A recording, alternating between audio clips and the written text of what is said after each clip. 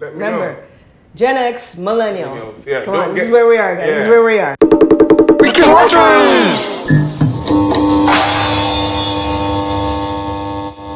Welcome to the Weekend Watchers show, where we sit down here and watch TV shows and movies. We review them and get you binge ready for the weekend. I am your host, Tandra. And I'm your host, Jelani. This edition today is going to be Gen X versus Millennials, and we're debating who had the better movies. Millennials, of course. Come on. Round one. See, so let's get into this. Mad Max, Fury Road.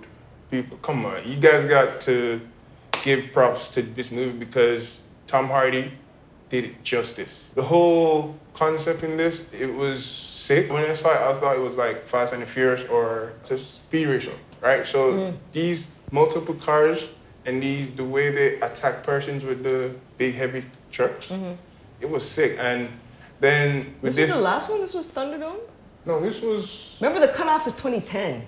yeah, so this Mad Max Fury Road is the 2016 one, I think. I think so. I don't remember the year, but I remember it's my era. Oh, that's the one where they had the people on the front of the cars. And Yeah, and they were drawing their blood at the same time. Yeah. So in this, I seen the leader of this one group have multiple wives, and to tell you the truth, they were like prisoners, not wives. They were, you know how Oh, you. yeah. That one was. Storyline was alright. The storyline was alright. Yeah, I love the storyline, to tell you the truth. And the ending was sick. Tom Hardy, again, he's a good actor, guys. If you like his movies, you like to see this one. Although I think you guys have seen it already, but if you want to watch it over again in the weekend, go ahead. Alright, so you say Mad Max. Yeah. Although I'd say the first ones were cool, but alright, here what? I'm gonna go with a Mad Max? 1999 classic. Bill Gibson, So I'm gonna say on my side, Millennial side, no. Gen X. Don't So get on it twisted. hold on. Alright, so on my side now, Gen X side, I'm gonna put Fight Club up against this movie. Wow. I've heard of that movie multiple times. What you, but wow. Fight Club. Yeah. When I was growing up, my mom always told me you should watch Fight Club. Yeah. I'm like, okay, why would I?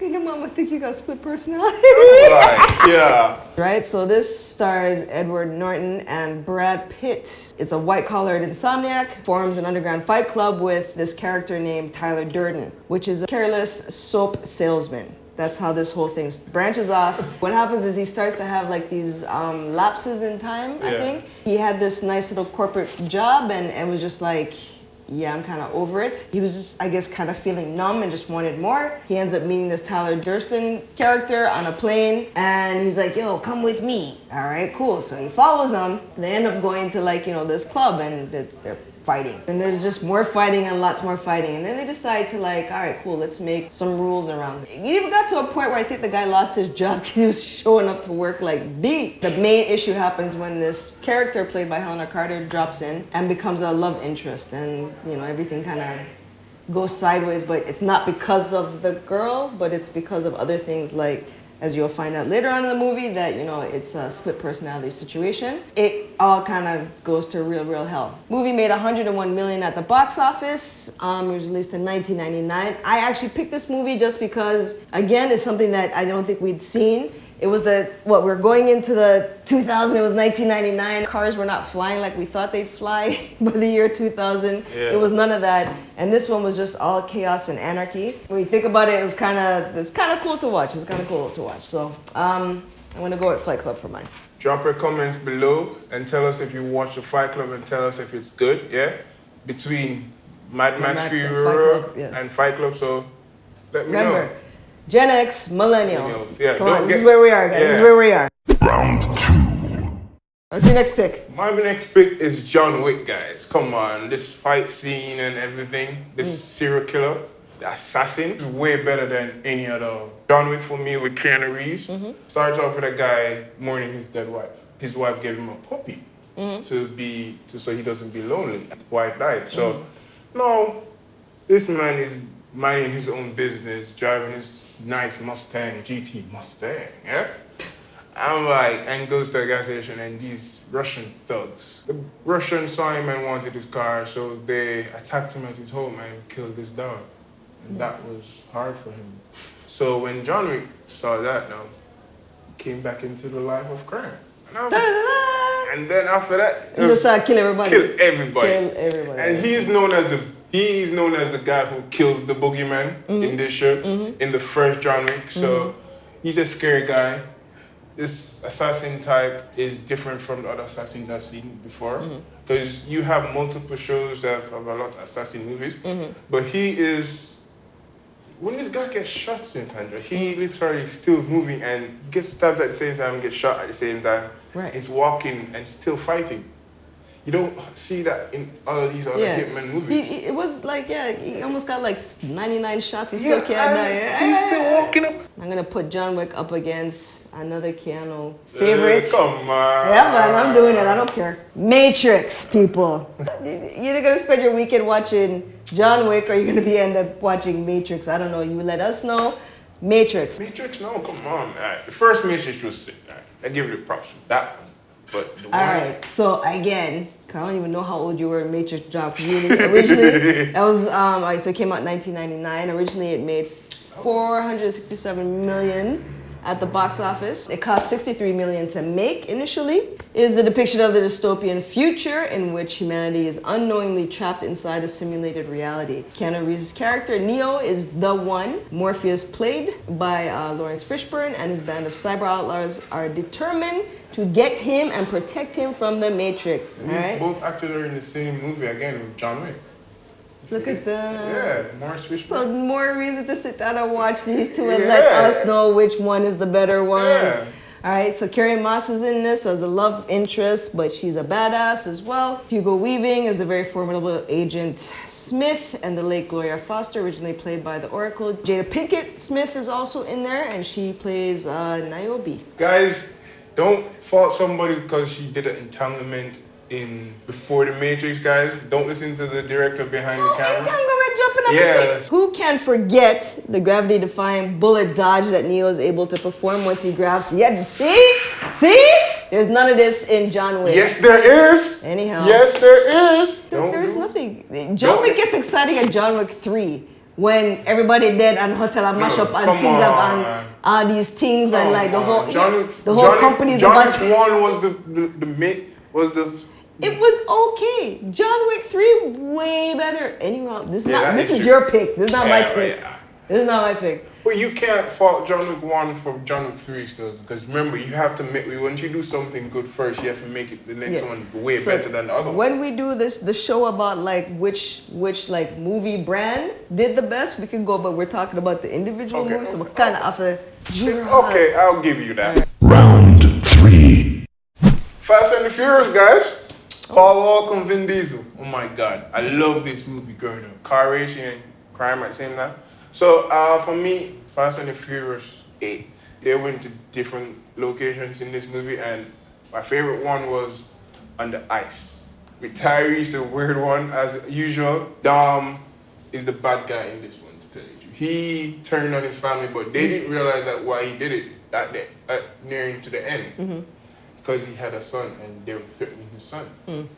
Where he had a son with his Brazilian baby mama. Baby mama, drama. All the way at 8 again? Yeah, because that one was a sickest one out of all of them to me.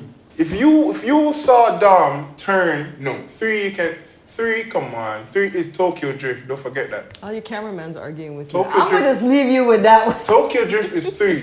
How can you compare Fast 8 with Tokyo Drift? I'm not compare nothing, but just I gotta put up my movie, folks. Guys. My movie on this one, up against Fast and Furious. I'm gonna put up Bad Boys. Yeah, bop, see it there. Bad Boys. Original, Will Smith, Martin Lawrence, Mike Lowry, Marcus Burnett. Who can forget this classic pop duo type movie? Lots of action, lots of people shooting, lots of racing. Come on, man. Chase scenes in this one was stupid. Just all the run up and down, the chasing the criminals, the fight scenes. So this is the first one, not the second one? First one, of course. Okay, so this is the one where they race airplane karma, right? Oh, so, yeah, I'll give it props to that one. Who can forget the soundtrack on Bad Boys? Bad Boys, what are you gonna do? I'm trying to say, guys. guys? I'm trying to say. So far, I feel like, I don't know. You guys let me know. So far, I feel like Gen X is kind of, you know, taking the thing around here. Round 4. Fight! 007, No Time to Die. No time to die. Okay, which one is this? The last one. Oh, yeah, the last one's a good one.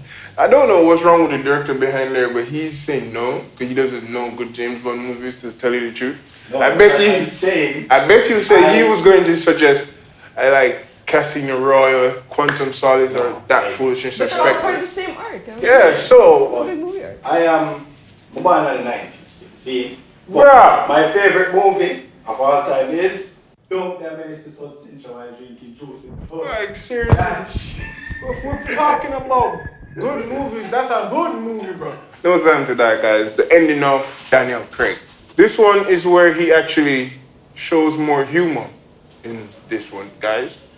The other James Bond movies with Daniel Craig, I think he showed little remorse in the others, but he had a little humanity in others. But this one, he had to literally take down his guard because he found out he had a daughter. He gave up being 007 to have a life with he found his love of his life finally. Because he had so many women. He fought something that he didn't thought he was going to win, and this new threat, Raheem Malik. He fought that guy because he came back as his girlfriend's past lover. A kind of storyline. Yeah. It was a good James Bond. And they showcased Jamaica in this one, guys. They always showcase Yeah, they do, but this one they showed more of Jamaica. They also did some parts of different Caribbean countries, like in Cuba. This storyline, it was good. The way it started, it was showing James Bond actually enjoying himself. Crime world came back into his life because of his girlfriend's past. He had to go back into something that he left. To see someone as a hitman as him, a man who shoots to kill and he doesn't drawn up on charges, ever. 007 coming back and then dying in the end. Alright. That's your pick? Yeah, I That's your love it. pick. People, my side. I'm gonna go with Blade on this one. Right? Bam! 1998, this movie dropped. It made 150 worldwide. Stars, of course, Wesley Snipes, people. Okay, now this is Wesley after a whole string of like gangster movies and like kind of cop movies or kind of some out of the Back box to the kind of Future stuff. shit. But yeah, but he was really trying to prove himself as an actor. So he's known for characters in the movies New Jack City, Mo Better Blues, King of New York, Sugar Hill, and White Man Can't Jump, to say the least. I can say for a fact nobody saw this movie coming when he did Blade. The thing, you know, the interesting thing about Blade, that this is a Marvel character, but it's not. Like how Marvel. Oh yes, he actually is. In the comics. Yeah, in the comics, right? Yeah. So the whole movie is based over this or about this Marvel character. So he's a human being that has all the attributes of a vampire, but he doesn't have the weaknesses of them. Vampire Slayer, but he's also He turned, part vampire. Eventually, he has a team of people. He turned Abraham Whistler, hematologist.